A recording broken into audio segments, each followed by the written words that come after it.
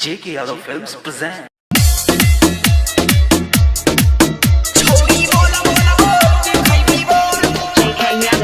Music by DJ Vikas Sitamarhi. Singing by Prince Area. हे के छनो बैठे मेला में जिलेबी गोले गोल छिके कच्चा पक्का कोनो रसगुल्ला खइबी बोल दुकानदार के कहबै त तुरंत देते तोल छोड़ी बोल बोल बोल की खइबी बोल हे के बोल बोल बोल की खइबी बोल छोड़ी बोल बोल बोल की खइबी बोल DJ Vikas मटियार कला सीतामढ़ी.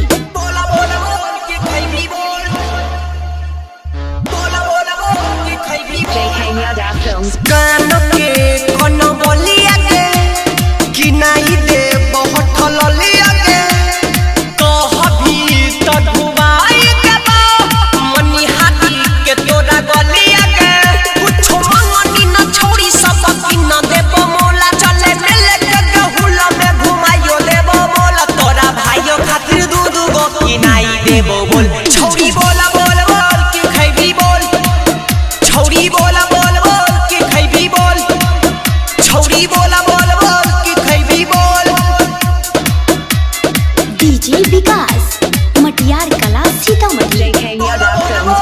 की खइबी बोल बोला बोला बोल की खइबी बोल घूस में होई गलिया के लाली है फूला डलिया के मैया के दर्शन कइले बन भी हमारा घर बलिया के राइटर धीरज पर दीपावा घुमै छै देखी होला किए छमकै छी फिरिन सो घुमै नै तोरा मोल चले अपने पसंद से तो देखी है के खोल छोड़ी बोला बोला बोल की लेबी बोल यारो बोला बोला बोल की लेबी बोल यारो बोला बोला बोल की लेबी बोल